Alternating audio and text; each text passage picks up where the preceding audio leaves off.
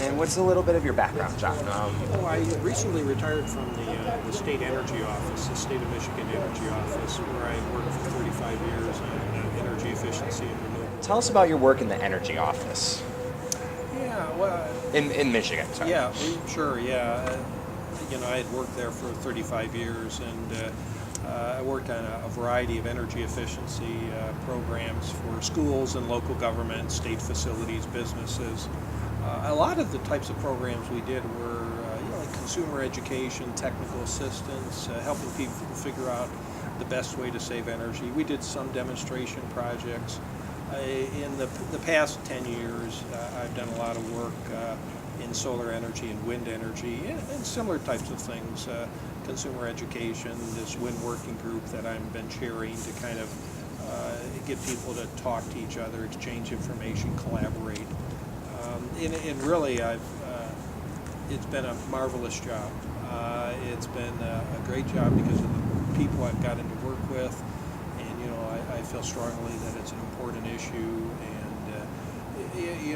I'm out there trying to help people save money and help the environment. So it's, sometimes people can be apathetic, but still, it's all good stuff, and I really enjoy doing it. And like I mentioned, I'm trying to stay somewhat involved. Great.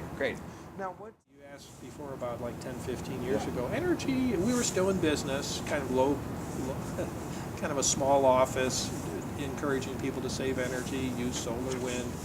But really, it was pretty, not much attention being paid.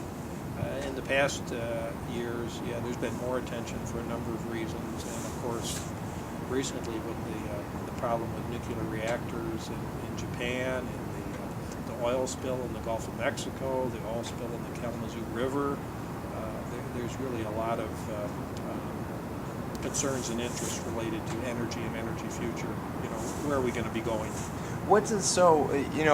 Building off of those concerns, there's obviously public interest. We've seen definitely a sizable growth. Yep. Platforms are talking about it a lot more. Just people are talking about it a lot more. What is Michigan's opportunity? I've heard good things and opportunities, but Yep. how does it bring jobs to the state? How are we able to take advantage of this kind of verge of a new almost economy or a new industry? Yeah, we're actually very well positioned because of our the workforce we have. We've got a skilled workforce. We've got excellent universities. We've got kind of entrepreneurial folks in the state, lots of engineers. And so what we've seen is, and I would just use the wind industry as one example, we have now about 120 companies involved in the wind industry. About half of those actually make components for wind turbines, Right. and another half are in construction and siting issues and lawyers and just a variety of different type of people. But there were a lot of companies in Michigan that made parts for the auto industry, and they are the type of companies that can diversify and make parts for wind turbines.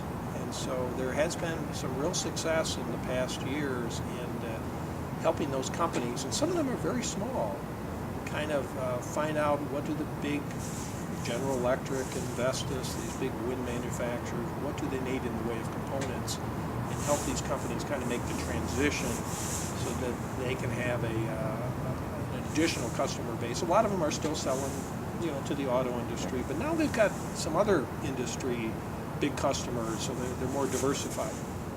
And that's just an example of the wind industry. The same thing's happening with solar, electric vehicles, advanced batteries, biomass. So there's a lot of activity in Michigan related to us kind of capturing part of this potential.